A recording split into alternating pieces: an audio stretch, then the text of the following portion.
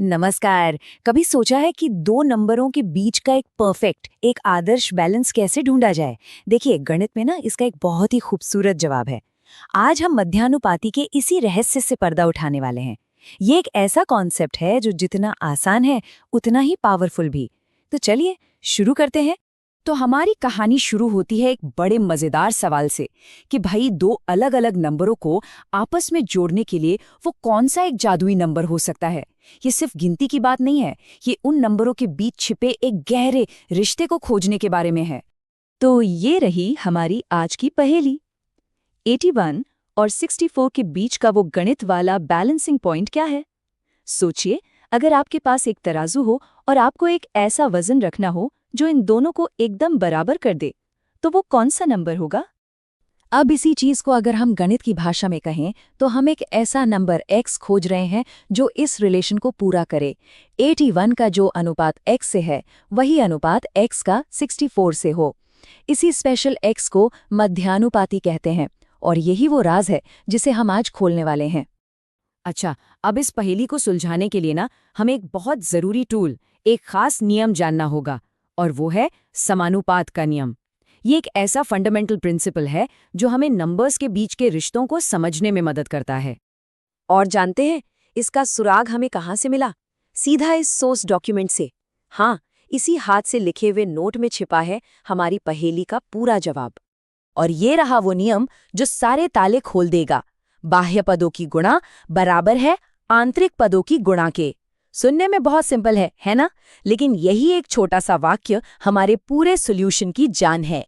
इसको और आसान भाषा में समझते हैं। मान लीजिए कोई भी समानुपात है, जैसे a:b = c:d। तो इसका मतलब ये है कि जो बाहर वाले नंबर्स हैं यानी a और d, उनका गुणा, और जो अंदर वाले नंबर्स हैं यानी b और c, उनका गुणा हमेशा हमेशा बराबर होगा। कितना सीधा और बढ़िया नियम है ना? चलिए, अब जब नियम पता चल ही गया है तो इसे काम पे लगाते हैं। आइए इस पहेली को स्टेप बाय स्टेप सॉल्व करते हैं और देखते हैं कि ये नियम असल में काम कैसे करता है। तो हम अपने समानुपात पर ये नियम लगाते हैं। हमारी बाहर वाले पद कौन से हैं? 81 और 64। और अंदर वाले दोनों ही x हैं। तो नियम के हिसाब से जब हम इन्हें गुणा करते हैं तो हमारी इक्वेशन बन जाती है 81 गुणा 64 बराबर x गुणा x। और इसे थोड़ा सा और सिंप्लीफाई करें तो ये बन जाता है x² बराबर 81 गुणा 64। अब हमारा मकसद बिल्कुल साफ है, हमें वो नंबर ढूंढना है जिसे खुद से गुणा करने पर ये जवाब आए, मतलब हमें x की वैल्यू निकालनी है। तो x निकालने के लिए हम क्या करेंगे? हम दोनों तरफ का वर्गमूल यानी स्क्वायर रूट ले लेंगे। तो ये हो गया x बराबर रूट में 81 गुणा 64। अब मैथ्स की खास बात यह है कि हम इस स्क्वायर रूट को अलग अलग भी कर सकते हैं। तो ये बन गया रूट 81 गुणा रूट 64। अब ये तो आसान है, 81 का स्क्वायर रूट होता है 9 और 64 का 8, तो x हो गया 9 गुणा 8।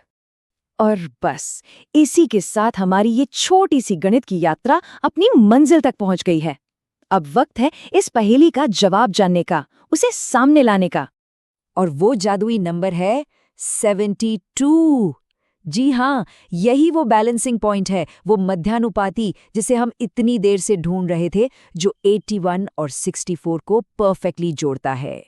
और देखिए, ये यहाँ एकदम फिट बैठता है। 81:72 72:64। ये नंबर 72 इस अनुपात को बिल्कुल पूरा करता है। 81 और 64 के बीच एक परफेक्ट ब्रिज की तरह काम करता है। तो हमारा ये विश्लेषण यही खत्म होता है, पर एक सवाल के साथ। सोचिए जरा, ये सिद्धांत और कहाँ-कहाँ काम आ सकता है?